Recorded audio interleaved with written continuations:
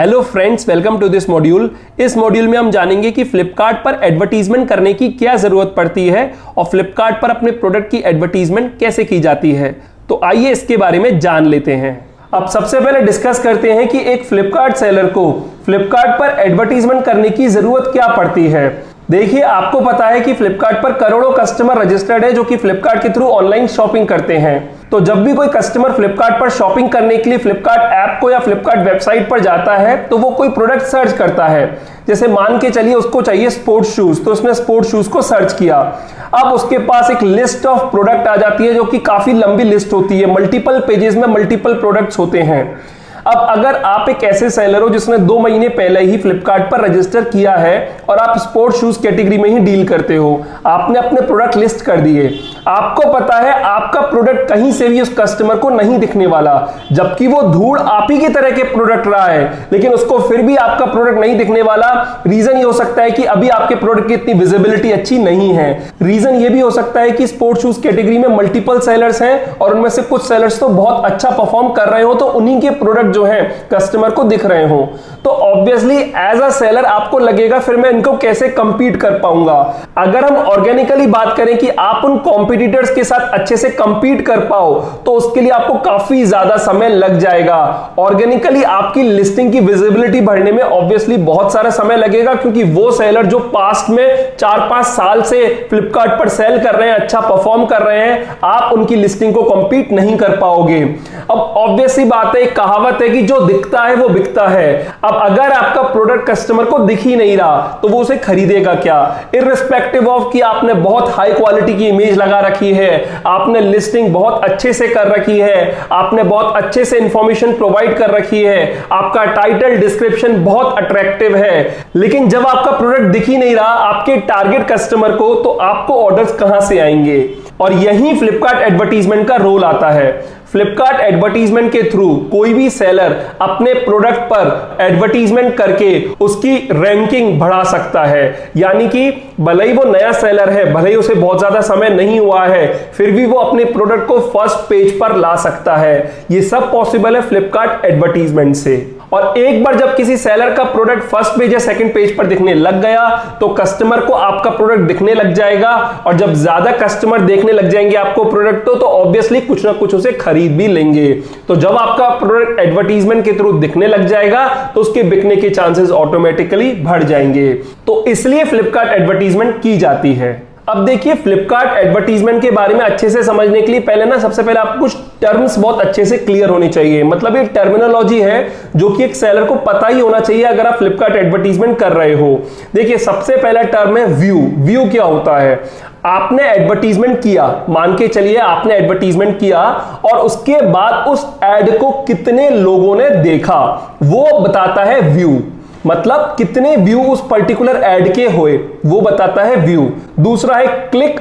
उस particular add पर कितने लोगों ने क्लिक किया, उस पर्टिकुलर एड पर कितने लोगों ने क्लिक किया। मान के चलिए आपने फ्लिपकार्ट पर एडवर्टीजमेंट रन किया और 100 लोगों ने देखा, तो व्यू तो हो गए 100 और क्लिक करा सिर्फ 10 लोगों ने, तो उसके जो क्लिक्स हो गए वो 10 हो गए। यहीं पर एक तीसरी टर्मिनोलॉजी आती है, वो आती है क्लिक थ्रू रेट। अब क्लिक थ्रू रेट क्या है? देखिए, क्लिक थ्रू रेट रेशियो है कितने लोगों ने आपके प्रोडक्ट पर क्लिक किया डिवाइडेड बाय कितने लोगों ने आपके प्रोडक्ट को देखा, यानी कि number of clicks upon number of views. तो ये आपका क्लिक थ्रू रेट हो जाता है। नेक्स्ट है यूनिट सोल्ड। तो ऑब्वियसली कितनी यूनिट सोल्ड हुई आपके एडवर्टीजमेंट करने से वो यूनिट सोल्ड में आ जाता है। नेक्स्ट है कन्वर्जन रेट। कन्वर्जन रेट क्या होता है? जितने लोगों ने क्लिक किया उनमें से कितने लोगों ने उसे खरीदा, ये आपका कन्वर्जन रेट बताता है। मतलब जितने लोगों ने खरीदा डिवाइडेड बाय जितने लोगों ने क्लिक किया, तो ये आपका कन्वर्जन रेट हो जाएगा। नेक्स्ट है एड स्पेंड। आपने अपने एड पर कितना खर्चा किया वो हो जाता है एड स्पेंड। और लास्ट है आरओआई। आरओआई यानी कि रिटर्न ऑन इन्वेस्टमेंट। तो रिटर्न ऑन इन्वेस्टमेंट रेशियो है कि आपने कितना रेवेन्यू जनरेट किया डिवाइडेड बाय आपने कितना एड पर स्पेंड किया। तो ये रेशियो हमें बताता है कि आपका आरओआई क्या है। तो ये कुछ टर्मिनोलॉजी है जिसके बारे में हर एक फ्लिपकार्ट सेलर को जरूर पता होना चाहिए। अब बात करते हैं फ्लिपकार्ट कैंपेन टाइप की। तो देखिए, फ्लिपकार्ट में जब आप एडवर्टीजमेंट करते हो ना, तो दो तरह के कैंपेन होते हैं। एक है सीपीसी कैंपेन, दूसरा है स्मार्ट आरओआई कैंपेन। अब सीपीसी कैंपेन क्या है और स्मार्ट आरओआई कैंपेन क्या है, इसके बारे में हम डिस्कस करते हैं। तो देखिए, सीपीसी यानी कि कॉस्ट पर क्लिक। तो सीपीसी कैंपेन को समझाऊं उससे पहले मुझे एक बात दिमाग में आई, सबसे पहले मैं वो बता देता हूं। देखिए, फ्लिपकार्ट पर ना एडवर्टीजमेंट करने का सबसे बड़ा बेनिफिट ये है कि आपको ना ऐड दिखाने के पैसे नहीं लगते हैं। ऐड दिखाने के पैसे नहीं लगते हैं, लेकिन जब कोई कस्टमर उस ऐड पर क्लिक करता है तब आपको पैसा लगता है। यानी कि वहां पर जो कॉस्ट चार्ज होती है वो पर क्लिक चार्ज होती है, कॉस्ट पर क्लिक चार्ज होती है। मतलब मान के चलिए, आपने एडवर्टीजमेंट किया, आपके प्रोडक्ट को 100 लोगों ने देखा, लेकिन एक भी लोग ने क्लिक नहीं किया, तो आपको एक भी एडवर्टीजमेंट कॉस्ट नहीं लगेगी। लेकिन वहीं पर 100 लोगों ने देखा और 10 लोगों ने क्लिक किया और आपका जो सीपीसी था वो 10 रुपए था, तो 10 रुपए सीपीसी था, 10 लोगों ने क्लिक किया, तो 10 into 10 यानी कि 100 रुपीज आपका एड स्पेंड हो गया। समझ में आई चीज? तो सीपीसी यानी कि कॉस्ट पर क्लिक। अब हम सीपीसी कैंपेन के बारे में डिस्कस करते हैं। तो देखिए, आपको सीपीसी कैंपेन में क्या करना होता है, आपको बिडिंग करनी होती है। सबसे पहले आपने प्रोडक्ट चूज कर लिए जिन पर भी आपको कैंपेन लगाना है, जिन पर भी आपको सीपीसी कैंपेन चलाना है, आपने वो प्रोडक्ट चूज कर लिए। वो प्रोडक्ट चूज करने के बाद आपने चूज कर लिया कि आपको सीपीसी कैंपेन जो है वो चलाना है। सीपीसी कैंपेन एक बार आपने चूज कर लिया, फिर आपको ना बिडिंग डिसाइड करनी है। बिडिंग किस चीज की, कि आप इस पर्टिकुलर प्रोडक्ट जो आपने चूज किए इन पर कितना पैसा खर्च करना चाहोगे पर क्लिक। तो वहां पर क्या होता है, जब आप प्रोडक्ट चूज कर लेते हो तो वो एड ग्रुप में डिवाइडेड हो जाते हैं। मान के चलिए आपने एक शूज कैटेगरी में किया, एक बैग्स कैटेगरी में किया, तो दो एड ग्रुप बन जाएंगे, एक शूज का और एक बैग का। तो वो जो फ्लिपकार्ट है वो आपको ना एक रेंज सजेस्ट करता है कि आपकी जो बिडिंग है वो किस रेंज में होनी चाहिए। आप अपने हिसाब से कुछ भी बिडिंग रख सकते हो, लेकिन रिकमेंडेड होता है कि जो विनिंग बिड रेंज फ्लिपकार्ट ने बताई है आप उसी में कुछ रखो तो ज्यादा बेटर रहेगा। अब एक तो होती है बेस बिड जो कि आपको रखनी होती है हर एड ग्रुप के हिसाब से। बाकी उसके बाद जो अलग अलग प्लेसमेंट होते हैं कि आपको अपना प्रोडक्ट होम पेज पर दिखाना है या फिर ब्राउज पेज पर दिखाना है, मतलब कस्टमर कोई प्रोडक्ट सर्च करे तब मेरा प्रोडक्ट दिखने लग जाए, या फिर आपको जो प्रोडक्ट है वो प्रोडक्ट पेज पर दिखाना है, यानी कि कोई कस्टमर प्रोडक्ट को ओपन करे तो नीचे सजेशन में आपका प्रोडक्ट दिखने लग जाए। उस हिसाब से ना अलग अलग आप बिडिंग डिसाइड करते हो कि जो बेस बिड है उस पर कितना परसेंट अबव आपको इन पेज के लिए बिडिंग करनी है। नॉर्मली ये परसेंटेज बेसिस पे किया जाता है। मान के चलिए आपने बेस बिड रखी 5 रुपए और आपने होम पेज की बिड रखी 20% ऑफ 5 रुपए, तो 20% ऑफ 5 रुपए कितना हो जाएगा, 20% ऑफ 5 रुपए हो जाएगा 1 रुपए। तो होम पेज की जो बिडिंग हो गई वो 6 रुपए हो गई। इस तरीके से आपको सर्च एंड ब्राउज पेज की, प्रोडक्ट पेज की आपको ना बिडिंग करनी होती है। तो एक बार आपने अलग अलग प्लेसमेंट के हिसाब से बिडिंग एडजस्ट कर दी, उसके बाद आप कीवर्ड्स लिख सकते हो, नेगेटिव कीवर्ड्स। मतलब ये वो कीवर्ड होते हैं जिन पर आप चाहते हो आपके प्रोडक्ट नहीं दिखें। मान के चलिए आप स्पोर्ट शूज सेल कर रहे हो और आप चाहते हो कि लेदर शूज कोई लिखे तो आपका प्रोडक्ट नहीं दिखे, तो आप एक्सक्लूड कीवर्ड्स में जाके लेदर लिख सकते हो। तो इस तरीके से आपने एक्सक्लूड कर दिया कीवर्ड।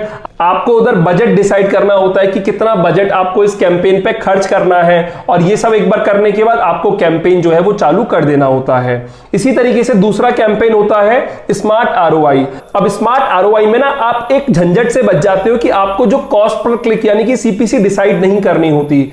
आरओआई में आप क्या करते हो, एक रिटर्न ऑन इन्वेस्टमेंट बताते हो कि आपको कितना आरओआई चाहिए अपनी इन्वेस्टमेंट पर।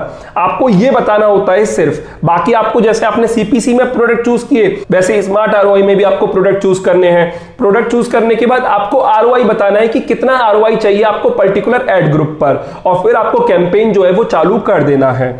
अगर आप चाहते हैं कि सीपीसी कैंपेन और स्मार्ट आरओआई कैंपेन को मैं सिस्टम पर ले जाकर समझाऊं कि कैसे क्रिएट किए जाते हैं कैंपेन, तो आप मुझे कमेंट सेक्शन में जरूर बता दीजिएगा। मैं नेक्स्ट वीडियो इनके ऊपर जरूर बताऊंगा। लेकिन आप इधर एक चीज समझ लीजिए, प्रोडक्ट ना हमारे 3 तरीके के होते हैं। एक तो होते हैं कि जो न्यू अराइवल होते हैं, मतलब अभी अभी रिसेंटली हमने लॉन्च किए हैं। एक होते हैं जो कि स्लो मूविंग होते हैं, यानी कि वो प्रोडक्ट काफी टाइम से फ्लिपकार्ट पर हमने लिस्ट किए हुए हैं लेकिन ऑर्डर ही नहीं आ रहे, और एक होते हैं टॉप कन्वर्टिंग होते हैं, मतलब जो प्रोडक्ट अच्छा परफॉर्म कर रहे हैं फ्लिपकार्ट पर। तो देखिए नॉर्मली रिकमेंड किया जाता है कि अगर आपका प्रोडक्ट न्यू अराइवल है या फिर आपका प्रोडक्ट जो है स्लो मूविंग है तो आपको सीपीसी कैंपेन चलाना है। तो आपको सीपीसी कैंपेन चलाना है क्योंकि इन सीपीसी कैंपेन के थ्रू आपके प्रोडक्ट की विजिबिलिटी बढ़ती है, आपके प्रोडक्ट की विजिबिलिटी बढ़ती है। वहीं अगर आपका जो प्रोडक्ट है वो टॉप कन्वर्टिंग है तो नॉर्मली मैं रिकमेंड करता हूं कि आपको स्मार्ट आरओआई चलाना चाहिए, यानी कि टॉप कन्वर्टिंग प्रोडक्ट पर आप स्मार्ट आरओआई चलाइए, क्योंकि ये ऐसे प्रोडक्ट होते हैं जिनका बिहेवियर ऑलरेडी फ्लिपकार्ट को पता है कि किस टाइप के कस्टमर इसको परचेज करते हैं। तो जब आप स्मार्ट आरओआई ऐसे प्रोडक्ट पर चलाते हो तो अपने आप ही फ्लिपकार्ट अच्छे से कैंपेन को ऑप्टिमाइज कर लेता है जिससे कि आपको ज्यादा से ज्यादा सेल हो। तो न्यू अराइवल और स्लो मूविंग के लिए सीपीसी कैंपेन रिकमेंडेड है और टॉप कन्वर्टिंग एसक्यूज के लिए स्मार्ट आरओआई कैंपेन रिकमेंडेड है। तो ये मैंने फ्लिपकार्ट सेलर पैनल में लॉगिन कर लिया है। अब इधर मेन्यू में काफी सारे ऑप्शंस हैं, तो मैं इधर एडवर्टाइजिंग वाले टैब पे आता हूं जो ये मेन्यू ऑप्शंस में आ रहा है। तो ये एडवर्टाइजिंग वाला टैब ओपन हो गया है। अब देखिए इधर राइट हैंड साइड पर मेरे वॉलेट में शो हो रहे हैं कि 1212 रुपीज मेरे वॉलेट में है। तो इधर मैं क्या करता हूं, क्रिएट कैंपेन करता हूं। अब क्रिएट कैंपेन करने के बाद सबसे पहले आपको कैंपेन का नेम देना है। अब देखिए आपको एक चीज समझनी है, ये जो कैंपेन नेम है वो सिर्फ आपके रेफरेंस के लिए है। फ्लिपकार्ट को इस कैंपेन नेम से कुछ भी लेना देना नहीं है, जस्ट आप अपनी अंडरस्टैंडिंग के हिसाब से कुछ भी नेम दे सकते हैं। जैसे मानकर चलिए कुछ प्रोडक्ट मैंने रिसेंटली फ्लिपकार्ट पर लिस्ट किए हैं और उस पर मैं ये कैंपेन चलाना चाहता हूं, तो मैं इधर इस कैंपेन का नेम लिख देता हूं न्यू अराइवल कैंपेन। अब उसके बाद आपको इधर प्रोडक्ट सेलेक्ट करने हैं जिस पर आपको सीपीसी कैंपेन चलाना है। तो इधर लिस्ट ऑफ प्रोडक्ट आ गई हैं जो कि आपकी फ्लिपकार्ट पर लिस्टेड हैं। तो आप चाहें तो इधर कैटेगरी के हिसाब से फिल्टर कर सकते हैं, आप सेलिंग प्राइस के हिसाब से फिल्टर कर सकते हैं, आप स्टॉक काउंट के हिसाब से फिल्टर कर सकते हैं, और आप जिस डेट को आपने ऐड किया है उस हिसाब से फिल्टर कर सकते हैं। एक चीज ध्यान रखिएगा, जब भी आप सीपीसी कैंपेन फ्लिपकार्ट पर स्टार्ट करें, आपका प्रोडक्ट का प्राइस ठीक हो, आप उसका स्टॉक काउंट जरूर देख लीजिएगा। मतलब ऐसा ना हो कि आपने नया प्रोडक्ट है और आपके पास ज्यादा स्टॉक नहीं है और आपने कैंपेन चला दिया। देखिए कैंपेन जब चलेगा तो उस पर व्यूज आएंगे प्रोडक्ट पर, तो आपकी सेलिंग स्टार्ट हो जाएगी उस प्रोडक्ट की, तो हो सकता है आपके ऑर्डर्स भी ज्यादा आ जाएं। तो ऐसा ना हो ना कि आपका आउट ऑफ स्टॉक हो जाए प्रोडक्ट। तो इसलिए आपको स्टॉक काउंट देख लेना है जब आप कैंपेन स्टार्ट करें, और आपको देख लेना है कि आपने प्रोडक्ट की जो लिस्टिंग है उसको ठीक तरीके से किया हो और उसका प्राइस भी आपने ठीक रखा हो। तो एक बार आपने जब ये सब चीजें चेक कर ली है, आपने इधर कैंपेन नेम डाल दिया है, आप इधर प्रोडक्ट सेलेक्ट कर लेंगे। आप चाहे तो इधर कस्टम अपलोड वाला ऑप्शन भी आता है, यहां पर आप टेम्पलेट डाउनलोड कर सकते हैं और जिन सभी प्रोडक्ट पर आपको कैंपेन चलाना है वो CSV फाइल में मेंशन करके उसे अपलोड कर दीजिए। एक बात ध्यान रखिए कि मैक्सिमम 2000 लिस्टिंग जो है वो आप इधर सेलेक्ट कर सकते हैं। एक बार मान के चलिए इधर मैं ना अभी 3 लिस्टिंग सेलेक्ट कर लेता हूं, 3-4 लिस्टिंग मैंने जो है वो सेलेक्ट कर लिए हैं। तो लिस्टिंग सेलेक्ट करने के बाद इधर आ रहा है नेक्स्ट स्टेप। देखिए सबसे पहले आ रहा है रिव्यू सेलेक्टेड। तो जब मैं रिव्यू सेलेक्टेड करूंगा तो जिन चारों प्रोडक्ट को मैंने सेलेक्ट किया है वही चारों प्रोडक्ट इधर आ गए हैं जिन पर मैं कैंपेन रन कर रहा हूं। और इसके बाद मैं इधर करूंगा नेक्स्ट स्टेप। अब नेक्स्ट स्टेप करने के बाद आप इधर देखिए कैंपेन टाइप बोल रहा है, तो अभी हम सीपीसी कैंपेन सीख रहे हैं तो इधर हम सीपीसी ही सेलेक्ट होने देंगे। और उसके बाद इधर आ रहा है, देखिए इधर लिख भी रहा है CPC campaign helps you to achieve visibility for your ads. Next है कैंपेन ड्यूरेशन। अब आपको बताना है कैंपेन ड्यूरेशन। तो आपको सबसे पहले इधर तो वो टाइम आ जाएगा जिस टाइम पर आप कैंपेन क्रिएट कर रहे हो, जिस डेट को और जिस टाइम पर आप कैंपेन क्रिएट कर रहे हो वो तो इधर टाइम आ जाएगा। अब आपको बताना है कि कैंपेन आपको कब तक चलाना है। तो आपके पास 2 ऑप्शन है। पहला ऑप्शन है कि आप कोई एंड डेट टाइम सेलेक्ट कर लो, या फिर दूसरा ऑप्शन है कि आप बजट एंड वाला ऑप्शन चूज कर लो। तो अगर आप एंड डेट टाइम चूज करते हो तो आपको इधर डेट और टाइम सेलेक्ट करनी पड़ेगी कि कब तक आपको कैंपेन चलाना है और उस दिन तक वो कैंपेन चलेगा। और वरना आपके पास दूसरा ऑप्शन है कि आप बजट एंड सेलेक्ट कर लो, तो जिस दिन आपका बजट खत्म हो गया वो कैंपेन जो है आपका वो रुक जाएगा। तो जैसे इधर मैं करता हूं टिल बजट एंड, फिर नेक्स्ट आता है टोटल बजट आपको कितना रखना है। तो देखिए ना 2 तरीके होते हैं बजट सेट करने के, एक होता है टोटल बजट और एक होता है डेली बजट। तो देखिए टोटल बजट होता है कि आपको पूरे कैंपेन पे कितना पैसा मैक्सिमम खर्चना है, तो वो आपका टोटल बजट हो गया। डेली बजट होता है कि डेली बेसिस पर आपको कितना पैसा खर्च करना है। देखिए फ्लिपकार्ट ने एक मिनिमम अमाउंट बता रखा है कि अगर आप टोटल बजट रखते हो तो मिनिमम अमाउंट आपको 1000 रुपीज रखना ही है, और अगर आप डेली बजट रखते हो तो मिनिमम अमाउंट आपको 300 रुपीज रखना ही है। देखिए अगर मैं इधर 200 रुपीज रखता हूं तो इधर एरर आ गया, शुड बी ग्रेटर देन और इक्वल टू 300। सिमिलरली अगर मैं टोटल बजट में 500 रुपीज रखता हूं तो इधर आ जाएगा शुड बी ग्रेटर देन और इक्वल टू 1000। तो आपको मिनिमम ध्यान रखना है कि 1000 से ज्यादा हो टोटल बजट में और 300 से ज्यादा हो डेली बजट में। अब सवाल आता है कि इधर आपको कौन सा रखना चाहिए। तो मान के चलिए अभी आप शुरुआत में 2000 रुपए एडवर्टीजमेंट पे खर्च करने की सोच रहे हो, तो आप टोटल बजट सेलेक्ट कर लीजिए, 2000 रुपीज सेलेक्ट कर लीजिए और इसे कर दीजिए equally divided the budget for all days. अब इधर मान लेता हूं कि आपको भी 2000 रुपीज एड पर स्पेंड करने हैं। इधर आप टोटल बजट सेलेक्ट कर लीजिए और इधर 2000 रुपीज सेलेक्ट कर लीजिए। अब इधर नीचे ऑप्शन आ रहा है equally divide the budget for all days. तो देखिए इक्वली डिवाइड द बजट वाला ऑप्शन तब इनेबल होगा जब आप एंड डेट सेट करते हो। तो जैसे फॉर एग्जांपल ये मैं 24 जुलाई से ये जो एड है वो मैं एक हफ्ते के लिए रन करता हूं और 24 जुलाई से 31 जुलाई तक ये एडवर्टीजमेंट रन करता हूं और इधर कर दिया equally divide the budget for all days. तो कहने का मतलब 2000 रुपीज जो है वो 7 डेज में इक्वली डिस्ट्रीब्यूट हो जाएंगे। तो आप इस तरीके से जब इक्वली डिस्ट्रीब्यूट करोगे तो जितना भी बजट आप लगाओगे वो इक्वली डिस्ट्रीब्यूट हो जाएगा। अगर आप एंड डेट टाइम सेलेक्ट करते हो और उसके बाद टोटल बजट में 2000 रुपीज सेलेक्ट करते हो और इक्वली डिवाइड नहीं करते हो, तो अगर आपका बजट जल्दी खत्म हो गया, मान के चलिए 3 दिन में ही आपके 2000 रुपए खत्म हो गए, तो आपका जो एड है वो 3 दिन बाद ही सर्व होना बंद हो जाएगा। तो इसलिए ध्यान रखिएगा कि अगर आपको 7 दिन एड चलाना है तो आपको इधर इक्वली डिवाइड वाले ऑप्शन पर क्लिक जरूर करना है। अब इधर आती है बिडिंग जो कि हमें करनी होती है। अब सबसे पहले तो ध्यान रखिए जो भी प्रोडक्ट हमने सेलेक्ट किया है जिन पर एडवर्टीजमेंट करनी है उसका एड ग्रुप इधर आपको दिखने लगेगा। अब देखिए इधर जैसे मैंने 4 प्रोडक्ट सेलेक्ट किए थे तो एक प्रोडक्ट तो एक एड ग्रुप का है और 3 प्रोडक्ट दूसरे एड ग्रुप के हैं। तो इसने अपने आप ही बाइफरकेट कर लिया है, अपने आप ही डिवाइड कर लिए 2 एड ग्रुप में। अब देखिए जैसे इधर पहला एड ग्रुप है इसमें जिसमें कि एक प्रोडक्ट है, तो इसमें सबसे पहले पूछ रहा है बेस बिड आपको क्या रखनी है। तो सबसे पहले आपको बेस बिड डिसाइड करनी होती है कि आपको अपनी बेस बिड इस पर्टिकुलर एड ग्रुप की क्या रखनी है। तो यहां पर ना फ्लिपकार्ट आपको खुद से ही रिकमेंड करता है कि इस पर्टिकुलर एड ग्रुप की बिनिंग बिड रेंज क्या होगी। जैसे आप इसकी देख रहे हो 0.97 से 22 इसकी बिनिंग बिड रेंज है। तो आप क्या कर सकते हो, इसका जो एवरेज है इसका एवरेज हो गया 11, तो हम ना बेस बिड जो है वो 13 या 14 रख सकते हैं। ये आपके ऊपर आप क्या बेस बिड रखते हैं। लेकिन देखिए एक तो आपको ध्यान रखना है कि बिनिंग बिड रेंज के अंदर ही रखना है, आपको बिनिंग बिड रेंज से कम तो रखना ही नहीं है वरना आपका जो एड है वो सर्व ही नहीं होगा। अब उसके बाद आ रहा है एडजस्ट बिड बाय प्लेसमेंट। तो देखिए इधर ना अलग अलग प्लेसमेंट आ रहे हैं कि home page, top of search page, rest of search page, top of browse page, rest of browse page, product page. तो आप अपने एंड पर रख सकते हैं कि देखिए ऑब्वियसली होम पेज हो गया कि कोई कस्टमर फ्लिपकार्ट साइट को ओपन करता है तो वो होम पेज आता है। तो ऑब्वियसली आप खुद समझ रहे होंगे वहां पर हमारा प्रोडक्ट दिखे तो वहां पर आपको सबसे ज्यादा बिडिंग करनी पड़ेगी तभी आपका प्रोडक्ट दिखेगा। मतलब समझ रहे हैं। Obviously search page, browse page, product page के कंपेयर अगर आप करते हो तो होम पेज पर आपको सबसे ज्यादा बिडिंग करनी पड़ेगी। तो यहां पर ना आप 0 तो है ही है वरना परसेंट में कर सकते हो। जैसे मैंने इधर करा 10%, तो 10% से क्या होगा 13 का 10% हो गया 1.3, तो होम पेज की जो बिडिंग हो गई वो 14.3 हो गई। इस तरीके से आप सर्च पेज की, ब्राउज पेज की भी कर सकते हो। अपने एंड पे आप कर लीजिए। इधर मैं होम पेज की 20% कर देता हूं और बाकी सभी की 10% कर देता हूं। अब देखिए इधर आपको कितनी करनी है ये सब आपको एक्सपीरियंस से आएगा। आप एडवर्टीजमेंट रन करोगे, फिर उसकी रिपोर्ट्स को एनालाइज करोगे, फिर आपको समझ में आएगा कि आपको होम पेज की कितनी रखनी चाहिए थी और सर्च पेज, ब्राउज पेज और प्रोडक्ट पेज की कितनी रखनी चाहिए थी। क्योंकि ये चीज ना कोई फिक्स नहीं होती है, कैटेगरी टू कैटेगरी डिपेंड करेगी। डिपेंड करेगा आपकी कैटेगरी पर कितना कॉम्पिटिशन है, उस हिसाब से इधर जो बिडिंग है वो होगी। सिमिलरली इधर जो दूसरा एड ग्रुप है उसमें भी आप बेस बिड जो है वो डाल सकते हैं।